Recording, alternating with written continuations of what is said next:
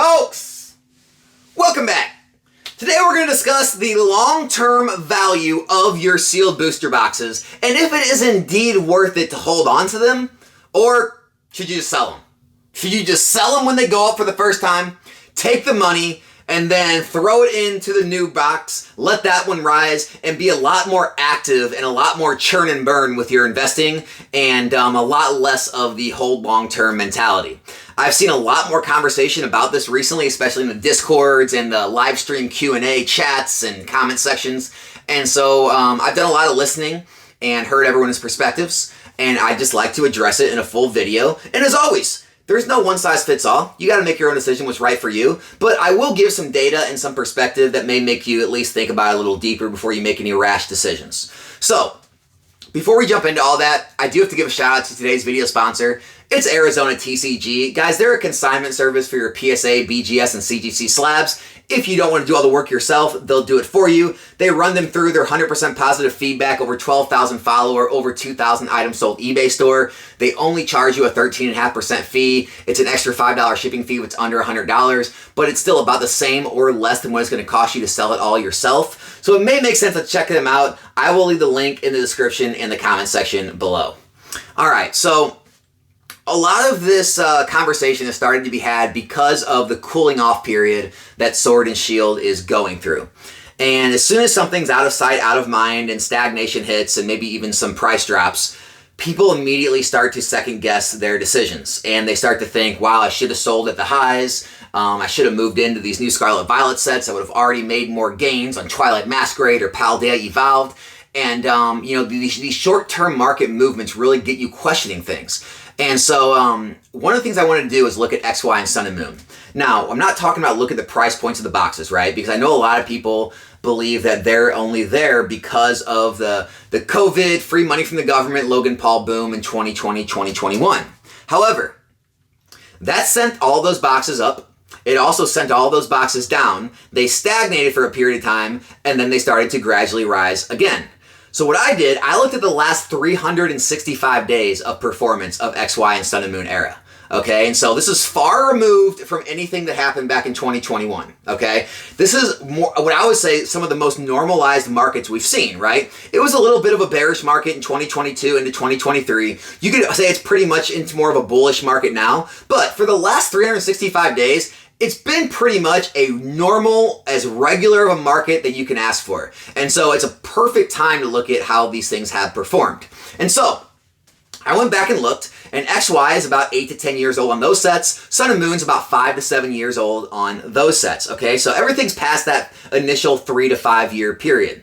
So in the last 365 days, XY and Sun and Moon both have seen average returns on their booster boxes between 15 and 25%, depending on which boxes you take. 15 and 25%, guys. In any traditional investing world, these are enormous gains. If you make 15 to 25%, S&P index, mutual funds, real estate, you're crushing it. Now, in Pokemon, people are so used to overnight success, 100% overnight, or, flipping game, they don't think that's that great of gains. I think that's fantastic, right? You've been holding these boxes now for, 5, 6, 7, 8, 9 years, and you're still producing consistent 15 to 25% gains in the 5th, 6th, 7th, 8th, 9th, 10th year? That's crazy to me. And so seeing that, how they're still performing, and also seeing how they've had multiple boom, stagnation, even like downturn cycles, tells me Sword and Shield is following a similar pattern right now, right? XY's went through times of stagnation and even downtrends, right? Sun and Moon's went through times of stagnation and even downtrends, right? That weren't always just related to the pandemic, right? There were other times where it had ups and downs and stagnation periods. And Sword and Shield is just going through one of those stagnation periods, and some of the items are moving a little down because they had major rises. Anything that goes up too quickly, too much, it usually does give some back, just like Fusion Strike and Chilling Reign and things like that. And so, in my opinion, I believe Sword and Shield's just going through one of those cycles. That's why I, myself, have not sold any of it, and I continue to acquire more when I can find the right deals, and I continue to hold on to what I have. Because, here's the thing. If or when another upturn boom cycle comes, right, what happens is, let's say Scarlet Violet releases some new sets. Then reprint season hits us. We get all these sets reprinted. They reprint Paldea, 151, Twilight Masquerade, everything, and it sends everything down. And there's a supply everywhere, and people get a little bored of it, whatever it may be, and they say, "Hey, Sword and Shield's not getting reprints. Hey, a lot of these boxes are still cheap." And maybe some demand hits again, maybe alt arts or trainer galleries get popular again, whatever it may be. I don't know what catalyst there will be. No one ever knows, right? We couldn't have told you that XY would have a catalyst of them bringing back, Mega Evolutions. We didn't know Sun and Moon would have this catalyst of all these waifu cards going to the moon, and so it brought people back to things like Ultra Prism and some of these other sets. Or you don't know when these catalysts are going to come, but let's say this catalyst comes. It sends people back to Sword and Shield. There's a problem. There's no more product coming, and there's less sealed product than there ever was before. And so, you have all this demand rush back to a space where there's very little supply left. And you can say, "Alex, still a lot of supply." Well, yeah, there's still a lot in terms of however you want to put it, but there's less than there was before. And so what'll happen is, you'll see very intense gains in short amounts of times again. And each time that this happens, you see these rises more pronounced than the last. And so you'll see boxes shoot up from the mid-hundreds or 200 up into the mid-200s, $300, $350, $400, or Evolving Skies up to the 1,000 plus very quickly, right?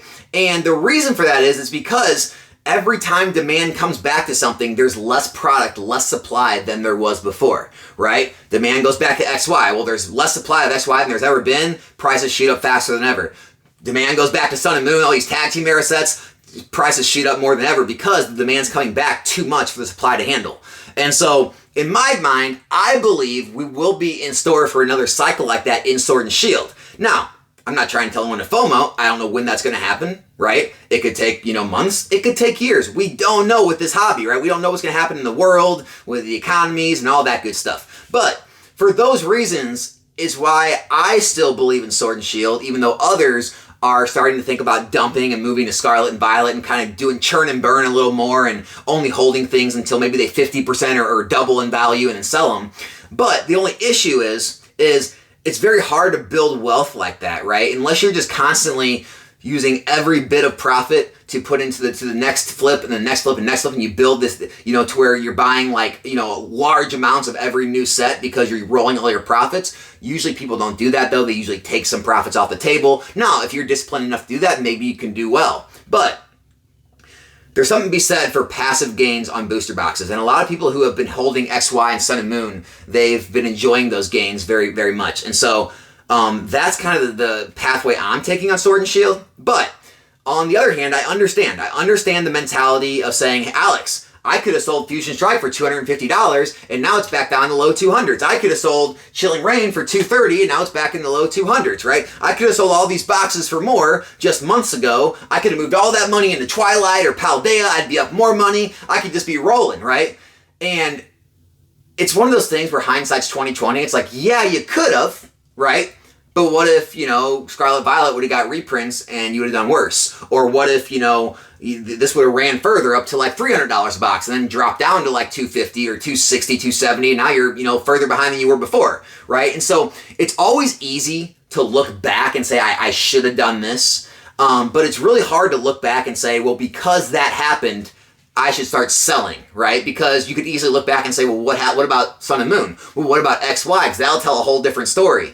And so this whole video is really just to get you to not fall in the trap of that like almost like that recency bias of like seeing how things have performed in the last like 3, 6, 9 months and try to make a whole long-term investing determination based on what you've seen there, because it could lead you down some roads and get you to fall into some traps and really get you to make some bad decisions with some short-term, data and a short-term mindset that you may regret in the future. So even if you are thinking about going that route, I do at least urge you to think it through a little more and look back at more past data and really make a decision based on what you think is best for you. Because look, hey, holding long-term is not right for everybody. I get it. I'm not trying to pressure anyone in here. I'm not trying to make you feel bad if you're not holding longer than 1 or 2 or 3 years. I'm not here to say you're not a real investor. I'm not one of those guys. But I don't want people to regret it. In 2, 3 years, if you see all these boxes in the 300 and 400 saying, wow, I had cases of those. Why did I sell it when everyone was telling me this stuff's dead and everyone's moving on to Scarlet and Violet or this or that? And so just give it a little more thought, guys. That's all this video is really for. But, you know, X, Y, Sun, and Moon continue to perform well years and years and years after all the booms and busts and time they've been out. And so, you know, I would think Sword and Shield would be the same way. You know, just yesterday, it was the most goated, most loved era of all times. And then today you have people saying I'm selling out, Scarlet Violet's better, and, you know, Sword and Shield's old news. And it's just, it seems a little too fast for me. And that's kind of how these markets are. They're very emotional. And what you need to do is not get caught up in those emotions. And you need to see through those emotions and let the data, you know, kind of make up your mind for you, and not, you know, what the flavor of the week is, or on the market or in the social media realm. So that's all I got today, guys. I hope it did help a little bit. Subscribe to the channel if you're not yet, and I'll be back here in a new one soon. I'm out.